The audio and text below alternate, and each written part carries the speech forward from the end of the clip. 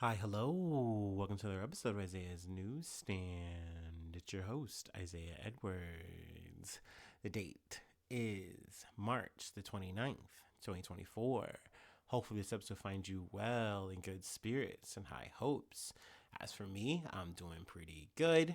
Happy Friday. Happy Friday to you. Hopefully, that energy catches you, whether it's on a Friday that you're listening to this or not. Let's see. My day was really easy. It was really breezy. It was beautiful. Goddamn cover girl. But no, I really had a good day. It was nice. I feel like it was a nice way to kind of cap off this week. Um, Gosh, let me tell you a little some dumb thing I've been up to. I'm gonna get personal in my personal corner, right? So I have this thing that I've picked up doing, I think, over the past like couple years. I'm a little superstitious. I'll knock on wood sometimes. I'll do this, I'll do that. But one thing I've been kind of on a roll with is I have like this thing where I have like a few dollar bills that I got because like at my job, every once in a while someone will give you money for your birthday. They'll give you like a dollar bill. Like, oh, okay, or they'll give you a few. So someone gave me $5 one time, and I've held on to that money until I want to say about a month or so ago. I was at Junkers, and the guy was like, "Hey man, I really can only take like small bills, so I can't break the 20 you got." Like, and literally like people were offering to like, "Hey, I got you, I got your next bill." Where I'm like, no, I gotta be like an adult here, and I gotta stop being weird. And I finally gave up some of my lucky money, so I felt very vulnerable. And I just got the notion where I found one of my friends slash coworkers, and I said, "Hey, could you?" Like I literally asked them. I said, "Hey, are you superstitious at all?" And they're like, "A little." And I was like, "Okay, well, I have a favor." So what I wanted when I got done was I handed them the $5 that I got because I got new money after that day, and I was just kind of holding it, like, hey, it's whatever, it's fine, Isaiah, don't make a big deal out of this. Just you can have your little special money, and it's not exactly the same from that person, and the meeting might be a little different, but it's okay. We carry on. But I handed this $5 to my coworker, and then they go, and I go, and can you just hand it back to me? And they're like, yeah, man, wish you luck. And I was like, thank you so much. It just made my day. So there you go. That's me being really real and open with the audience here. Let's see what else went on. Food corner from yesterday. Though I will say on today's note with the food corner, I decided to snack. I'm giving up. I'm gonna be a full fat for the rest of my life. Whatever, it is what it is. 260 plus club. I don't give a fuck. But no, I had a bunch of like I had like Saint Vicky's jalapeno chips. I had Reese's peanut butter cups. I had some Cheetos. I had a Monster. I know it was an os. It was an os. Let's be real. It was an os. So yeah, I'm just a mess. I'm just a little fatty magoo right now, a whole blob, chocolate flubber right now. But anyway, yesterday I had Korean fried chicken. It was very yummy with some rice and then also some egg rolls, and I was feeling even fatter, so I had two pieces of bread.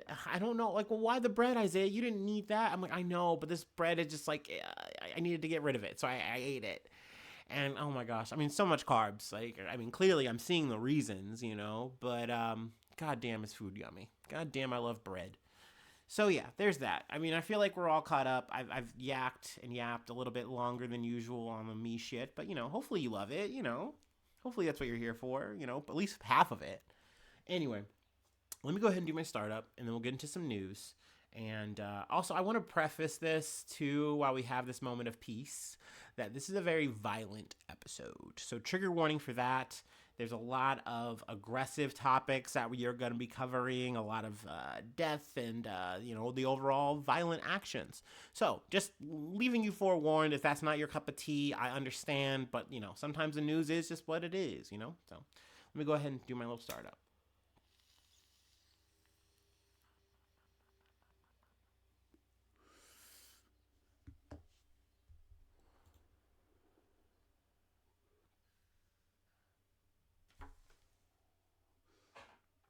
Ooh, ooh, wee.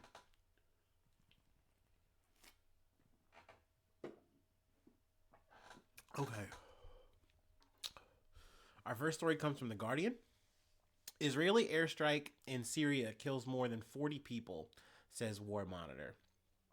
Um, Strike near Aleppo weapons depot reportedly killed Hezbollah and Syrian troops, while civilians also said to be among the dead. Israeli airstrikes on Syria's Aleppo province have killed more than 40 people, including members of Hezbollah and a large number of Syrian soldiers in an area near the militant Lebanese organization's weapons depot. The UK-based Syrian Observatory for Human Rights says as many as 42 people were killed in what contradictory reports described as an air and drone strikes in the early hours of Friday that hit missile depots for Lebanon's militant Hezbollah group in Aleppo's southern suburb of Jabrin, near Aleppo's international airport and a nearby town that houses a military facility. Let's see. According to reports, at least 36 Syrian soldiers and 6 Hezbollah fighters were killed in the strikes and dozens more injured. There was no immediate statement from Israeli officials. Israel frequently launches on Iran-linked targets in Syria, but rarely acknowledges them. Let's see. A security source told Reuters that one of the dead was a local Hezbollah field commander whose brother had been killed in an Israeli strike on southern Lebanon in November. So, I mean, I guess, according to the IDF, they're like, hey, this justifies what we're about to do here. We're going to just bomb the shit out of you guys, just like we're bombing motherfuckers in Gaza, constantly. We're just going to hit you guys up, and that just is what it is, you know what I mean? That this justifies the means, especially if we do get a head, head officer, commander, whatever, that's completely worth it.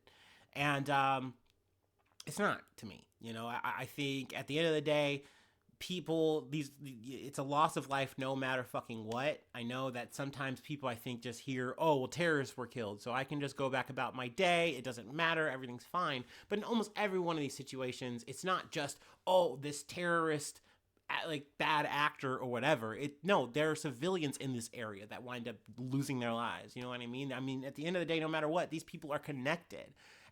And I try not to get too in the weeds about this, yes, these people are terrorists, but what are the motivations? What brings these people to do these fucking things? It's not just because they just wake up and just literally choose violence. But that being said, not to justify any actions of a terrorist, but it just frustrates me, the whole situation, that you can literally do this kind of shit, just be mum on the beat, and it's fine. No one's gonna really stop you. And it's not just Israel that does this, of course.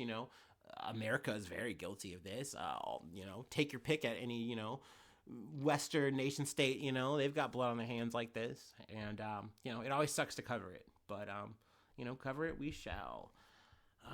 Let me see here. I think I want to read a little bit more details. Syria's defense ministry said Israeli strikes hit several areas in the southeastern part of the Aleppo province at about 1:45 a.m., killing a number of civilians and military personnel. It said the airstrikes coincided with drone strikes carried out from Idlib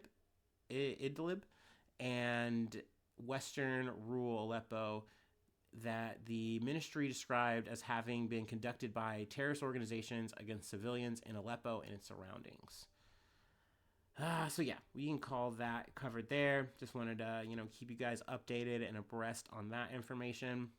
Also, I think, too, a little bit of side news to this in a way. Netanyahu, he had, had his little temper tantrum since the U.S. didn't say anything and the UN thing passed. He withdrawed his delegation. Obviously, he wasn't going to come up and do any kind of fucking speech. But then he about face and is now sending, I think, the delegation back. So there's that. I guess that's a little bit of an update there. But, it is what it is. I mean, these people are just kind of jerking off and they're not doing anything, saying, hey, we're going to do this and then we're going to do that. And then we're going to have a reason for not doing this or that. It's all a bunch of just bullshit talk. And then they just get to killing people again. Not that they've stopped. Once again, just like I said at the top of the shit, these airstrikes and bombings in Gaza are still happening. Just because I'm not covering it beat for beat, blow for blow, that doesn't mean that it's not happening. It doesn't mean that people are literally dreading the nights where they go to bed and they just literally might not wake up, because just Israel said, hey, it's lights out now. Boom, boom, boom, boom, boom. So yeah, let's move on to the next bump. Once again, it's not like we're going to get any brighter here. Yeah, I mean, this is pretty grim. From the Independent, vigilante mob in Mexico tourist city brutally beats woman accused of kidnapping girl. A mob in the Mexican tourist city of Taxco has brutally beat a woman they suspected of kidnapping and killing a young girl just hours before the city's famous Holy Week procession. On the eve of Good Friday, men walked through the colonial streets of Taxco wearing hoods, whipping themselves, or carrying heavy bundles of thorns in penitence. That and other Holy Week processions date back centuries in the old silver mining town. That sounds like some sort of Da Vinci Code shit to me. I mean, hey, I'm not hating. Like, by all means, live your life, do your thing. But I don't know if just, righteous indignation was just in the air, though it is said in this article that this is kind of like almost a common thing. But just, people were like, no, this shit is fucked up. And like the government's not doing enough, so we are going to do something. The mob formed after an 8-year-old girl disappeared on Wednesday. Her body was found on a road on the outskirts of the city early Thursday. Security camera footage appeared to show a woman and a man loading a bundle, which may have been the girl's body, into a taxi. So that's pretty fucked up. That's pretty grim. So I think definitely hearing that puts it into context how the fuck we get here as an angry mob, and then how, the mob surrounded the woman's house on Thursday, threatening to drag her out. Police bundled the woman into the bed of a police pickup truck, but then stood by, apparently intimidated by the crowd, as members of the mob dragged her back into the street and stomped, kicked, and pummeled her until she lay partially stripped and motionless on the street. Police then picked her up and took her away. The pavement was stained with her blood. Let's see here. This is the result of the bad government we have, said a member of the mob, who gave her name as Andrea, but refused to give her last name. Smart. This isn't the first time this kind of thing has happened, she said, referring to the murder of the girl, but this is the first time people have done something. We are fed up. This time, it was an 8-year-old girl. So yeah, I mean, obviously, the murder of a girl like this, and that's terrible. That's fucked up. Though I understand street justice, I fucking get it. I do think this just gives me like pause. I gotta say, whoa, what the fuck? Slow down. Like, hold up. But let's see. I think there was also 2 men that were involved in this. Because there's a total of 3 suspects, a woman and then 2 men. The men, I think, were also beaten, so that's good, but they weren't killed. And I don't know, I don't want to read too much into it. I haven't done my research, but I'm surprised that that's what happened. But I don't know. I don't know. All I have are really the details of this article to be completely frank and honest with you. But obviously, it's unfortunate. It's sad. It's sad that a girl was murdered this way. And I do think it's sad that justice was handled this way. Once again, I get it. I do. But like, goddamn, like, you'd rather see this shit try to at least take its course before something like this happens. You know what I mean? But mob attacks in rural Mexico are shockingly common. In 2018, 2 men were torched by an angry mob in the central state of Puebla. And the next day, a man and woman were dragged from their vehicle, beaten, and set afire in the neighboring state of Hidalgo. I like saying Hidalgo. But yeah, I mean, hey, I'm sure there's some motherfuckers out there who go, hey, no, I like this shit. I'm glad justice is served. Like, I've seen plenty of motherfuckers, and I don't know if you're like aware, but if you've seen the thing on Facebook or, social media with the guy who like kills the pedophile, like he literally is like, there's the shot of like the pedophile walking, and you see the dude who's like, their child was killed. They just like are geared up to shoot the motherfucker, and they do. You get the sentiment, you understand it, but it's also like, god damn, like, motherfucker took justice into their own hands. That's not really okay, you know what I mean? There's reasons why we don't do it. But yeah, like I said, this is a bit of a sticky wicket, especially on Holy Week of all things. Also, there's a bit of talk too about like, well, isn't this going to be like damaging to the tourism? And people are like, I mean, yeah, but this is just so fucked up. And once again, like, you just see the government is just not doing enough, and this is happening over and over and over again. And like, yeah, we're gonna take matters into our goddamn own hands. And I mean, that's a sentiment we've covered before on this podcast, whether it be in Mexico, whether it be Haiti, or wherever. But yeah, out of that into the next beat, into the next story from CBS News. Man who allegedly punched NYC woman in the face arrested after viral TikTok video. And then also the picture I pulled was from The Guardian. Fear and frenzy on TikTok after woman punched in New York City. I don't want my account to be exploited. And then the picture was Gizem Somali, and that's on the left of the photo, and then Sarah Harvard on the right. Sarah Harvard is mentioned in both articles. I believe she is a comedian, but let's go ahead and get into the story. It's sadly really fucked up as well. Police have arrested a man they say randomly punched a woman in the face in Chelsea. Haley Cate's video about the attack went viral on TikTok, garnering tens of millions of views.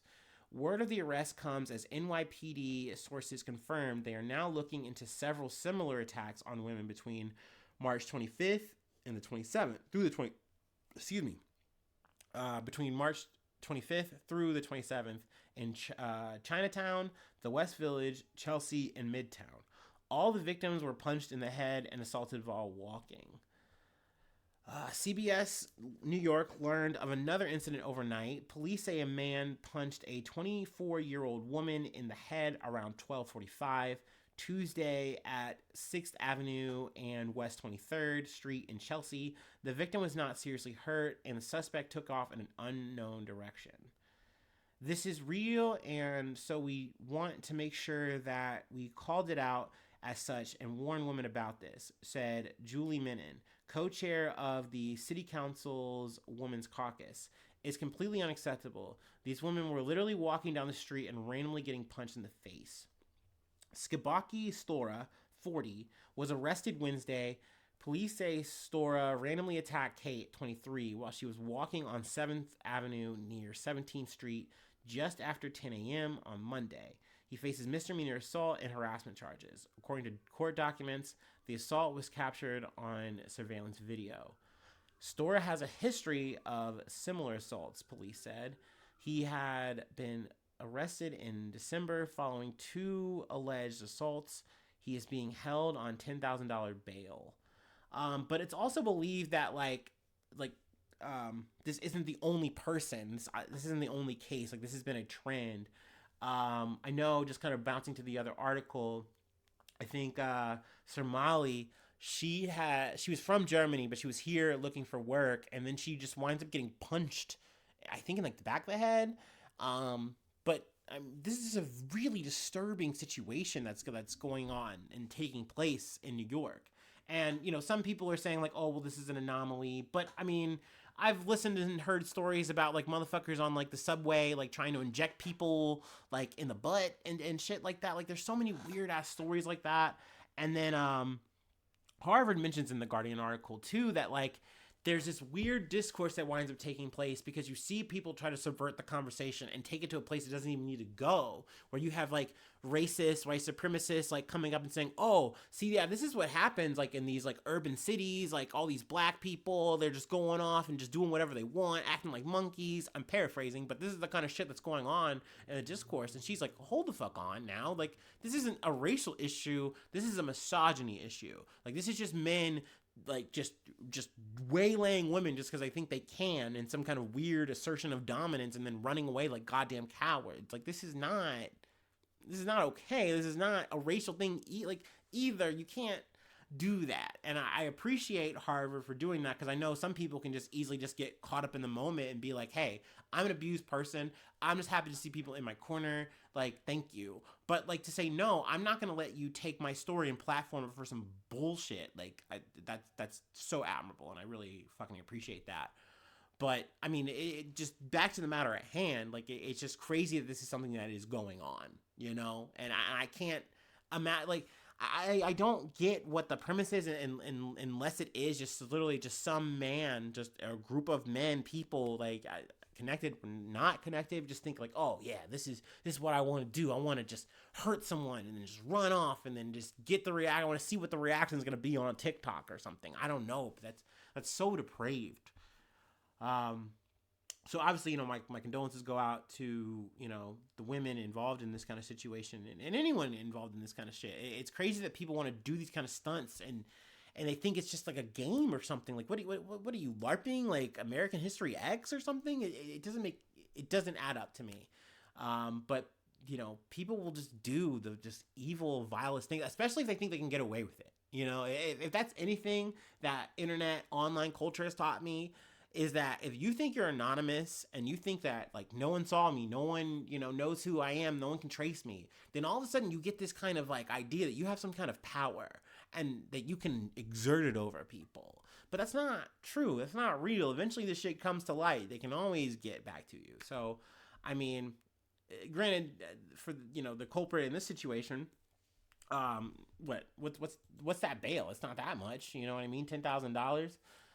Once again, this person has been doing this kind of shit. And so, I mean, definitely an ongoing issue, clearly, lockup is not doing enough, but once again, I mean, I need to start a whole other podcast to delve into that kind of shit and those issues.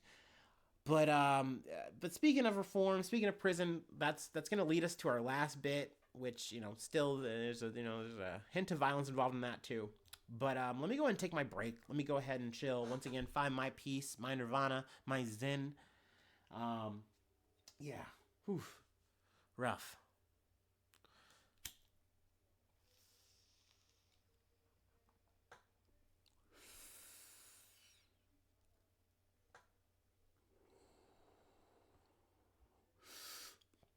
Ooh.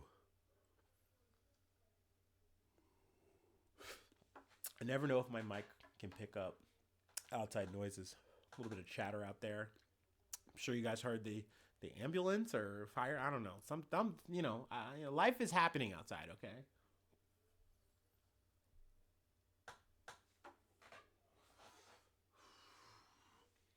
Dogs are barking. Planes are flying. Good old Ohio, baby.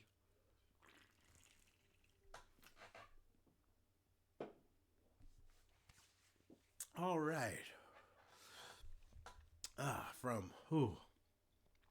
And I'm not gonna lie to you guys. This is me just getting my local shit in. I'm just doing it. I got to do it for Ohio. This is a Mason story. If you're local, WLWT5. New Jersey fugitive who escaped from prison in 2019 arrested in Mason. Whew. A fugitive. Excuse me, moi. A fugitive who was wanted after escaping from New Jersey Department of Correction was arrested in Mason, Ohio on Wednesday. Authorities said O'Derry Caldwell escaped from prison on April 12, 2019, while serving a sentence for a violent crime. New Jersey authorities considered Caldwell one of the most wanted fugitives in the state and referred the case to the United States Marshals. The investigation led law enforcement officials to the 4,000 block of Spanish Bay in Mason, where Caldwell was taken custody. Caldwell is being held at the Warren County Jail and is awaiting extradition back to New Jersey. Truly, there's not too many details. I didn't, deep dive this too hard. But hey, they got their guy, I guess. So there's that. And who would have known he fled to to Ohio, the Buckeye State, the heart of it all. But yeah, so there you go. A little bit of local yokel news, but technically also New Jersey news. So we're going from New York to New Jersey, right on to Ohio, I guess. But yeah, that's it. That's really all I wanted to yap about for today. Let's see. If you'd like to help out the effort, you can become a newsie today. Subscribe to the Patreon. Patreon.com/Isaiah News. I dub the newsie, and I shout you out at the top of the month. That's coming up. And I plug a project if you'd like. And then let's see here. IsaiahNews1@gmail.com. That is a free way to hit me up. Other free ways to contact me, reach me, or the podcast. The socials. Go ahead and just take your pick. I'm probably there, hanging out, liking something, sharing something. Hopefully you're subscribed to the YouTube. That really helps out a lot. Comments are much obliged, very appreciated. Hitting that like button and leaving all the reviews if it's on Spotify or Apple. Those really help. They do wonders for the algorithm. sharing is caring too. And yeah, hopefully I see you soon for some more good news. I love ya. Bye bye. Mwah.